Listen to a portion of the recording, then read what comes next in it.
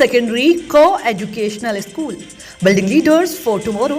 Shiv Shakti Nagar, Brahmpuri, opposite बहादुर Motors. नमस्कार, रोजाना खबर में आप सभी का हार्दिक स्वागत है। मैं हिना। रोजाना खबर आज रामचरितमानस के उस श्लोक के साथ आप सभी के समक्ष उपस्थित हुआ है जो बेहद ही विवादित है और चर्चित श्लोक बन गया है। उसी श्लोक के विषय में आज हम जानकारी लेने आए हैं आचार्य प्रशांत जी महाराज से और पूछते हैं कि इस श्लोक के विषय में उनका क्या कहना है। रोजाना खबर में आपका हार्दिक स्वागत है। बहुत बहुत धन्यवाद। आचार्य जी, जैसा कि आप जानते हैं कि एक रामचरितमानस में श्लोक है, ढोर गवार शूद्र पशु नारी ये सब तारण के अधिकारी। आपका इस श्लोक के विषय में क्या कहना है? ढोल गंवार शूद्र पशु नारी सकल तारणा के अधिकारी। अब देखिए, जो इसमें विवादित बयान दे रहे हैं या राजनेता हो या जो भी हो, तो मुझे लगता है या तो उन्होंने पढ़ाई नहीं की है, शिक्षा दीक्षा उनकी ढंग की नहीं रही है। अगर शिक्षा दीक्षा उनकी ढंग की रही होती तो उन्हें मालूम होता कि अलंकार होता है, उपमा भी होता है, उपमेय भी होता है। तो यहाँ तारणा शब्द से लेकर के और विवाद हो रहा है। तारणा का अर्थ वो लोग ये मान रहे हैं कि तारणा का अर्थ है मारना, पीटना। तो जैसे ढोल को पीटा जाता है वैसे पशु को, शूद्र को, स्त्री को पीटते रहना चाहिए, तब ये सीधी चाल चलेंगे। तो उनका ये कहना है, परंतु तारणा शब्द का अर्थ है, तारणा शब्द अवधि शब्द है और यहाँ पर श्लेष अलंकार का प्रयोग किया है गोस्वामी तुलसीदास जी ने। और श्लेष अलंकार के विषय में आप जानते हैं कि एक शब्द से होत जात बहु अर्थन को ज्ञान, श्लेष का अर्थ है कायिक भूषण सकल सुजान।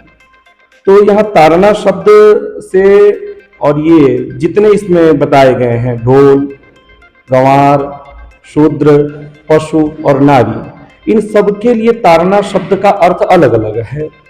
जैसा कि आपको बताऊं कि एक और ऐसी चौपाई है कि कनक कनकते 100 गुना मादकता अधिक आए।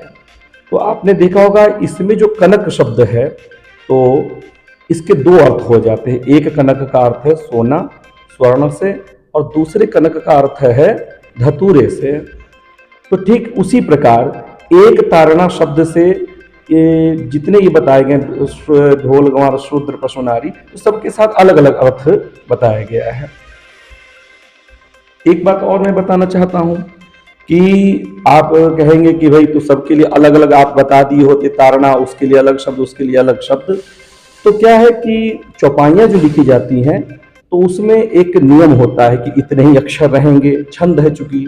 तो आपको बताऊं, ढोल गंवार शूद्र पशु नारी, तो इसके लिए जो आए हैं तो तारणा शब्द जैसे ढोल के लिए है, तो वहाँ पर ढोल के लिए जो तारणा शब्द का अर्थ हम लगाएंगे वो ठपाक देने से, क्योंकि जब तक ढोल को मारा नहीं जाएगा, ठपाक नहीं दिया जाएगा, और ठपाक भी कैसे, तो शास्त्रीय पद्धति के अनुसार, तब वो बजेगा ढंग से। उसके बाद आपका आ गया ढोल गंवार। गंवार का अर्थ हुआ विवेक शून्य, या हम ये कहें कि मंद बुद्धि वाला व्यक्ति, या कम जो जानकार हो, कम जानता हो।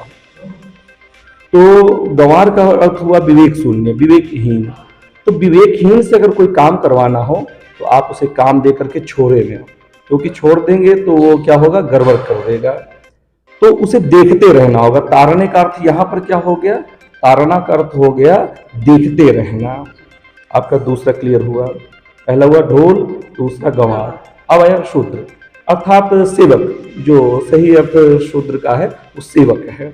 तो सेवक को भी आप काम दे करके पूरी तरह से छोड़ नहीं सकते हैं, उसे देखते रहना होगा कि आपने ठीक किया नहीं किया, ठीक है। तो यहाँ पर भी शूद्र अर्थात सेवक के साथ जो ये अर्थ है तारणा का, तो तारणा का अर्थ है देखना। अब ये आपका तीसरा हो गया कंप्लीट। ढोल गंवार शूद्र पशु। अब पशु है तो पशु को भी देखना पड़ेगा। मान लीजिए हम कोई घोड़ा गाड़ी चला रहे हैं या मार्ग से जा रहे हैं, तो कोई पशु है तो हमें देखना पड़ेगा कि वो कहीं इधर न घूम जाए, उधर न घूम जाए। तो इसके लिए भी, पशु के लिए भी तारण शब्द का अर्थ है देखने से। और नारी, अब आपका आ गया नारी। तो मान लीजिए वैसे तो सब जीव, अगर हम आध्यात्मिक ढंग से बात करें तो सब जीव एक है, परंतु फिर भी आप अगर स्त्री शरीर में हैं तो आपको संरक्षण की आवश्यकता है। जैसे कोई स्त्री कभी स्वतंत्र नहीं रह सकती है, बचपन में पिता के संरक्षण में रहती है, युवावस्था में विवाह के बाद वो अपने पति के संरक्षण में रहती है और वृद्धावस्था में वो अपने पुत्र या पोते के संरक्षण में रहती है। तो इसका ये अर्थ इस प्रकार से अर्थ है, परंतु जो विवाद कर रहे हैं तो कम जानकार हैं या फिर वो कोई राजनैतिक रोटियां सेक रहे हैं, मैं तो इतना कहूँगा। आचार्य जी, आपने व्याख्या तो बहुत सही बताई और बिल्कुल सही भी लग रहा है कि अलग अलग ताड़ना वर्ड का यूज किया गया है अलग अलग अर्थों में। लेकिन जो राजनीतिक नेता हैं, विभिन्न भिन्न पार्टियों के नेता हैं, अपनी अपनी व्याख्या कर रहे हैं और इस श्लोक को लेकर जो विवाद चल रहा है, या यूं कहें कि आगामी वर्तमान समय में, भविष्य में जो आने वाला है 2024, उसमें लोकसभा चुनाव होने वाले हैं, तो क्या राजनीतिक पार्टियां अपने वोट बैंक के लिए ऐसा कर रही हैं, रणनीति बना रही हैं? इस पर आप क्या कहना चाहेंगे? बेशक इसमें कोई संदेह नहीं है, चुनाव करीब आ रहा है और उन्हें अगर ये चौपाई याद आया है तो अगर इस चौपाई को ये याद इस समय किए हैं, इस अवसर पर किए हैं, जो कि अभी चुनाव का समय चल रहा है, 2024 का चुनाव भी आने वाला है, तो बेशक वो या तो यूं कहे कि इन लोगों के साथ अपनी सहानुभूति रख करके और अपनी राजनीतिक रोटियां सेकना चाह रहे हैं, वोट बैंक बना रहे हैं।